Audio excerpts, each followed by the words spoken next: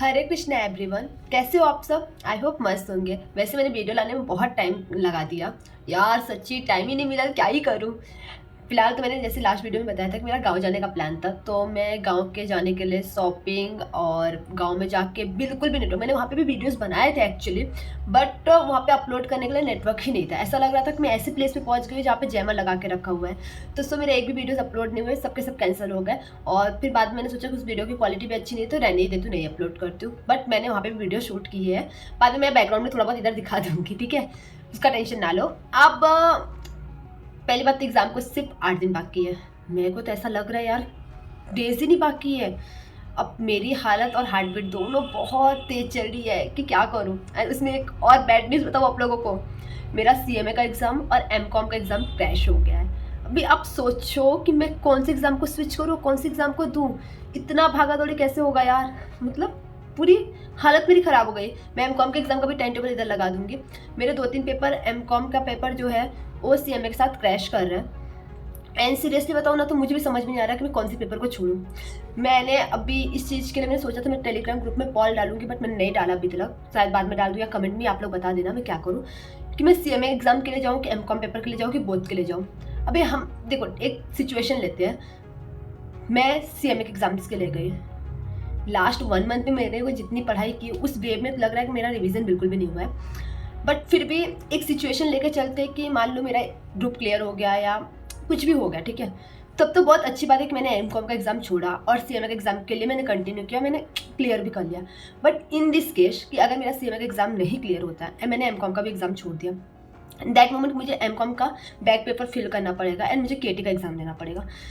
And मेरा CV ना बहुत बेकार हो जाएगा, क्योंकि एट दैट मोमेंट कि मेरा फर्स्ट ईयर में जो एमकॉम का पेपर था उसमें ओवरऑल मुझे 92% मिला था, एट ओ ग्रेड मुझे मिला, जिसमें अगर मैंने अपने मार्क्स वो किए और इस बार का जो मेरा केटी है वो मेरा पूरा सीवी बर्बाद कर देगा, मेरा पूरा रिजल्ट भी बर्बाद कर देगा। क्योंकि अगर मैं केटी का रीज़न कुछ भी हो, इन केस अगर मैं सीएमए कंटिन्यू करती हूँ तो एक बार वो रीज़न वैलिड भी रहा, बट अगर मैंने सीएमए बीच में छोड़ दिया या इन दिस केस कि मेरा सीएमए इस अटेम्प्ट में क्लियर नहीं हुआ, तो रीज़न भी तो वैलिड नहीं हुआ। तो इन दिस सिनेरियो कि मैं ऐसे बहुत ज़्यादा सोच में पड़ गई थी कि मुझे एमकॉम के एग्ज़ाम के लिए जाना है कि सीएमए के एग्ज़ाम्स के लिए। एंड एक्चुअली सही बताओ तो मैं इसके लिए अपने कुछ फ्रेंड से भी सजेशन मांगा। मेरे कुछ फ्रेंड ने भी बोला कि एमकॉम के एग्ज़ाम के लिए जा। कुछ फ्रेंड्स जिनका सीएमए क्लियर हो गया है, लिटरली ये सजेशन है सीएमए क्वालिफाइड फ्रेंड्स ही दे सकते हैं, जिनका सीएमए इंटर क्लियर हो गया एंड फाइनल में है या फाइनल को अपेयर करें। वो लोग क्या बोले कि यार मानसी सीएमए के लिए जा, एमकॉम के एग्ज़ाम को स्किप कर। अब बात आती है फैमिली ने क्या बोला। ऑब्वियस फैमिली ने तो सीएमए के एग्ज़ाम के लिए बोला होगा, तो उन्होंने भी यही बोला कि सीएमए के एग्ज़ाम के लिए जा, एमकॉम को लीव कर। बट मैं तो कन्फ्यूजन में हूँ ना, क्योंकि मुझे पता है मेरा करियर कहाँ पे है और कैसे है। एंड दैट मोमेंट मैं स्टक हो गई थी कि मुझे क्या डिसीजन लेना है। तो आप लोग भी कमेंट में बताओ मुझे कि मैं सीएमए के एग्ज़ाम के लिए जाऊँ कि एमकॉम के कि बोथ। अब बोथ का एक सिनारियो ये हो रहा है कि मेरा जो सीएमए का सेंटर लगा है वो मुझे भाईंदर में लगा है, ठीक है, और जो एमकॉम का सेंटर लगा है वो मुझे लगा है मलाड में, मतलब हमारे यहाँ से लोकेशन है 5-6 लोकल का। और एमकॉम का जो टाइमिंग है वो 10:30 to 1:30 है, और सीएमए का एग्ज़ाम का आप लोग को पता है 2 से 5 है। तो मतलब वो बोलते ना, MS धोनी की मूवी का डायलॉग याद हो गया कि मैं अगर अपना 2 घंटे में पेपर कंप्लीट करके फिर मैच के लिए भागूँ तो क्या होगा। तो वो सिचुएशन मेरा है कि अगर मैंने एमकॉम का पेपर 2 घंटे में या 1.5 घंटे में कंप्लीट करके मैं सीएमए एग्ज़ाम के लिए भागूँ तो जाके मैं सीएमए के सेंटर पे ऑन टाइम पहुँच सकती हूँ। बट अभी सिनेरियो तो यही हो रहा है कि मैं क्या करूँ। फिलहाल तो मैं सोच रही हूँ कि ठीक है, दोनों ग्रुप दे देती हूँ एंड उसके साथ साथ एमकॉम को भी दे देती हूँ, क्योंकि एमकॉम का एक्चुअली एक पेपर 5 तारीख से है, तो वो 5 वाला तो पेपर दूंगी, बाकी 1-2 पेपर को केटी के लिए क्यों रखूँ, थोड़ा सा टाइम मैनेज करके दे लूँ। लेकिन आप लोग के हिसाब से मुझे क्या करना चाहिए ये भी बताओ। कुछ लोगों ने मुझसे इंपॉर्टेंट क्वेश्चन पूछा था, तो यार इंपॉर्टेंट क्वेश्चन क्या ही बता सकती हूँ। मैंने पास्ट प्रीवियस पेपर से जितना भी इंपॉर्टेंट क्वेश्चन निकाला है वो मैं आप लोगों को शेयर कर दूँगी टेलीग्राम पे या फिर मैं नेक्स्ट वीडियो में, क्योंकि मैं भी पास्ट प्रीवियस पेपर के ही ट्रेंड को फॉलो करती हूँ। बाकी तो मैं इंपॉर्टेंट क्वेश्चन कहाँ से लाऊंगी।